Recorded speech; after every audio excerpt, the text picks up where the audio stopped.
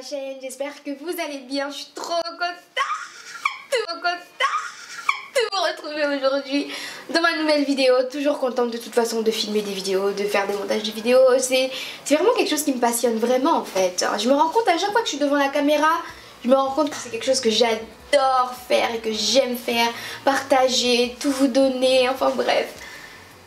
C'est pas le sujet de la vidéo. Aujourd'hui c'est une nouvelle vidéo dans laquelle je vais partager avec vous mon expérience de jeune maman et voilà, cette vidéo me tenait énormément à cœur, ça fait hyper longtemps que j'avais envie de vous la faire et je me suis dit pourquoi pas, là je vais bientôt sortir donc du coup je vais pas parler hyper longtemps. Le but de cette vidéo c'est vraiment que ça serve à quelqu'un. Si toi tu regardes cette vidéo et que t'étais dans la même situation que moi ou même que t'es dans la même situation que moi, le but c'est vraiment que cette vidéo puisse t'aider et puisse vraiment t'apporter toute l'aide dont tu as besoin pour continuer tout simplement.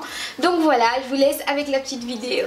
Alors il faut savoir que j'ai eu Nevia assez tôt, donc je suis tombée enceinte, si je ne me trompe pas, je devais avoir 18 et j'allais sur mes 19 où je venais juste d'avoir mes 19 ans. Bon, je me rappelle plus exactement, mais en tout cas je sais que je suis tombée enceinte entre 18 et 19 ans et c'était vraiment un choc pour moi. Enfin, comment vous expliquer ?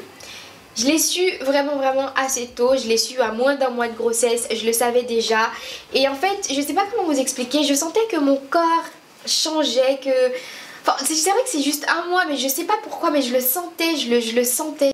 Alors depuis que je suis maman, c'est vrai qu'il y a énormément de choses qui ont changé dans ma vie. Franchement, j'ai vraiment pris énormément en maturité, je suis devenue vraiment quelqu'un de très mature et quelqu'un de très responsable. Au début c'était pas du tout ça, vous m'aurez vu là 3-4 ans en arrière. Non hein. C'était la catastrophe hein. J'ai failli me faire virer au lycée, j'ai fait tout plein de bêtises et voilà, et encore hein, j'étais pas du tout une fêtarde, pas du tout une fille qui sortait le soir etc. Mais j'avais un très mauvais caractère, et j'étais tout le temps fâchée, tout le temps bref, tout le temps dans mon coin, enfin bref. Donc du coup ça m'a fait énormément prendre, j'ai pris énormément en maturité, elle m'a vraiment poussée en fait. C'est vrai qu'avoir un enfant on se dit souvent voilà je pourrais pas faire ce que je veux faire, mais au contraire cet enfant va te pousser pour justement aller plus loin et voir plus loin en fait, tu vois. Donc du coup moi avant j'avais pas du tout de projet, j'avais pas du tout de rêve, j'avais envie de rien faire, mais une fois que je l'ai eu j'avais envie de tout faire, j'avais envie de monter tellement de choses, de faire tout plein de choses que vraiment c'est quelque chose que vraiment je me dis waouh, merci mon Dieu quoi, comment est-ce qu'un enfant peut te donner autant d'énergie, peut donner autant de force. Donc du coup ça c'est vraiment une très bonne chose, mais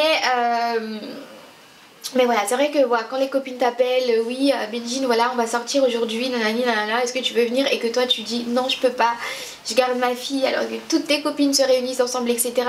Voilà, c'est vrai qu'après t'es dégoûtée, mais sache que c'est beaucoup plus important de rester avec ta fille, d'en prendre soin que de sortir avec les copines. Donc du coup ça je l'ai très vite compris, donc pour ça il n'y a aucun souci. Et il faut savoir une deuxième chose, c'est que je suis très bien entourée.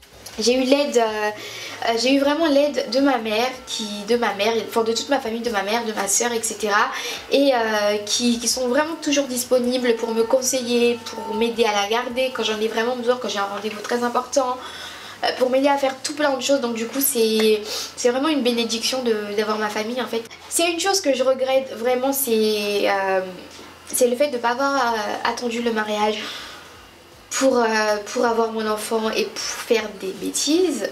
C'est vraiment quelque chose que je regrette vraiment beaucoup. Pourquoi ? Parce qu'une fois que j'ai donné ma vie à Christ, une fois que ça s'est fait, j'ai ouvert les yeux sur tellement de choses et j'ai eu des regrets. Mais en fait ces regrets là se sont vite transformés en une sorte d'envie de conseiller, d'aider, de pousser en fait les filles en fait à ne pas commettre les mêmes erreurs que moi. Quand je dis erreur, pour moi c'est pas une erreur d'avoir eu ma fille, j'en suis très fière, mais si je peux vous donner des conseils pour l'avoir un peu plus tard etc, c'est tout le bienvenu, on est bien d'accord. Donc du coup le seul truc que je regrette c'est de pas avoir attendu le mariage pour avoir ma fille en fait tout simplement. Et je regrette je vais pas dire que je regrette vraiment beaucoup, mais vraiment c'est vraiment quelque chose que j'aurais vraiment souhaité. Et on va dire, si je reviens 4 ans en arrière, ce que j'aurais vraiment voulu d'un côté, c'est d'avoir une grande sœur pour me conseiller. Tu vois, pour vraiment me conseiller et me dire voilà Méline, voilà telle chose dans la vie, voilà telle chose dans la vie, voilà comment est le monde, voilà comment est ceci, voilà comment est cela. Et j'ai pas eu cette chance malheureusement. Et j'aimerais vraiment être cette soeur là pour vous, cette petite soeur ou cette grande soeur pour vous vous éviter de commettre certaines erreurs.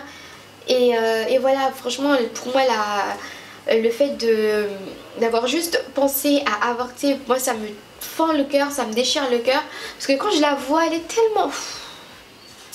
Je vous dis même pas, elle est tellement pétillante, elle est tellement polie, tellement... je me dis, mais merci mon Dieu pour cette bénédiction, quoi, tu vois. Du coup, le choix de... Enfin, le fait d'avoir un enfant jeune, sachez que ça vous gâche pas la vie. Au contraire, votre vie commence tout simplement. Les accidents, ça arrive, en fait. Les accidents, ça arrive. Avant de penser avant de prendre une décision, une mauvaise décision, pense-y, réfléchis vraiment et sache que Dieu est toujours derrière toi pour t'aider dans tout ce que tu fais. Il sera toujours là, toujours derrière toi, peu importe ce que tu fais, il sera toujours là. Il suffit juste de lui demander en fait. Il suffit juste de lui demander de t'aider dans tes décisions, de t'aider dans tes choix et toi aussi de te ranger de ton côté et donner la vie. Bien évidemment, on est des femmes. Donner la vie, c'est juste magnifique, c'est juste très waouh, c'est magnifique. Je me demande même si c'est même pas la plus magnifique chose au monde en fait. Et voilà, peu importe si vous pensez que vous êtes seul, peu importe si vous pensez que voilà le papa il est plus là ou quoi, c'est que il y a quelqu'un qui est toujours là à vos côtés, c'est juste que il faut lui demander de se manifester et d'être présent dans votre vie, c'est Dieu. Tu vois ce que je veux dire, c'est Dieu, il est là. Donc peu importe la décision, avant de prendre une mauvaise décision, réfléchis-y, pense-y et voilà, essaie de voir le bon côté des choses, le mauvais côté des choses.